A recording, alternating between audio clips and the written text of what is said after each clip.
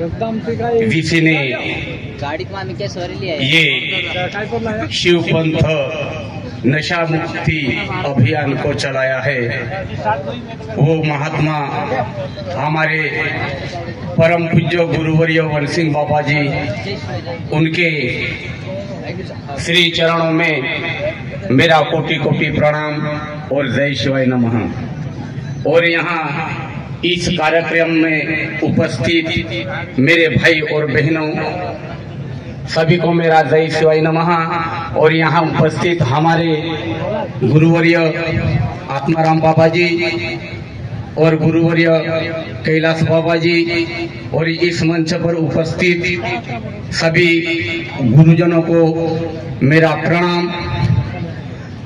मेरे भाई, हमें सबसे पहले ये समझना होगा कि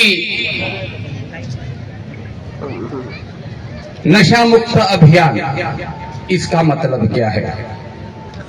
वाकई में हम इस नशा से मुक्त है या नहीं, ये हमें खुद को समझना होगा मेरे भाई। क्योंकि अभी हमारे नगराड़े आपा जी ने बताया, नशा यानी कि सिर्फ नशा छोड़ना ये नशा मुक्त नहीं है मेरे भाई।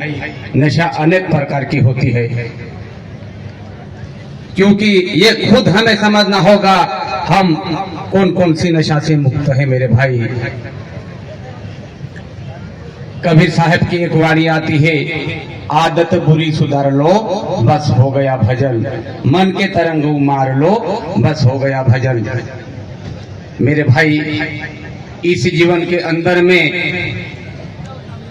जो घटित होना है वो तो होना ही है। अगर इंसान जन्म लिया है तो मरण भी निश्चित है, ये हम सभी को पता है।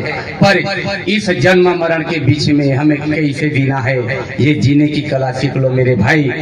क्योंकि उस परमात्मा ने दया करके इस 84 लक्ष्य योनि को भोग कर हमें ये मनुष्य का देह मिला है मेरे भाई।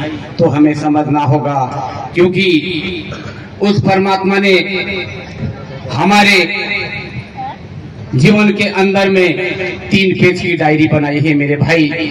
जो पहला पन्ना है वो भी उस परमात्मा ने लिखा है, और आखिरी पन्ना उस परमात्मा ने लिखा है, और जो बीच में का पन्ना है मेरे भाई वो खुद हमें लिखना है।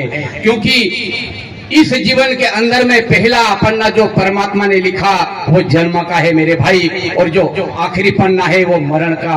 पर इस जन्म मरण के बीच में जो पन्ना है वो हमें खुद लिखना है। हमें यहाँ कैसे जीना है ये खुद हमें तय करना होगा मेरे भाई। क्योंकि साहब कहते हैं, हम आए सब एक घाट से उतरे एक ही घाट, हम आए सब एक ही घाट से उतरे एक ही घाट, बीच में दुविधा पड़ गई तो हो गई बराबर। मेरे भाई, हम सभी उस महासागर से बिछड़े हुए बूंद है मेरे भाई, पर हम इस संसार में आकर भूल बैठे हैं मेरे भाई। हम खुद अपने स्वरूप को भूल नहीं पा रहे हैं, इसलिए हम बार बार जन्म मरण के चक्कर में भटका रहे हैं मेरे भाई। क्योंकि अगर हम इस भेद को जान जाएंगे तो हम वाकई में इस जीवन से मुक्त हो सकते हैं मेरे भाई। क्योंकि हम उसी महासागर से एक बिछड़े हुए बूंद है, पर हम फिर से उस महासागर में मिलने की कोशिश कर रहे हैं, पर हम इस विषय वासना रूपी संसार में अटक रहे हैं। इसलिए वो महासागर हमें मिल नहीं पा रहे हैं मेरे भाई। इसलिए हमें ऐसे गुरु की आवश्यकता चाहिए कि जो इस भेद को भली भांति से जानता हो। अगर ऐसे गुरु के चरण में हम चले जाएंगे, वाकई में हम इस जीवन से मुक्त हो सकते मेरे भाई। क्योंकि इस जीवन के अंदर में साहेब ने 3 अवस्था बताई है। पहली जो अवस्था है हमारी बचपन, दूसरी जो अवस्था है हमारी जवानी, और तीसरी जो अवस्था है वो हमारी बुढ़ापा।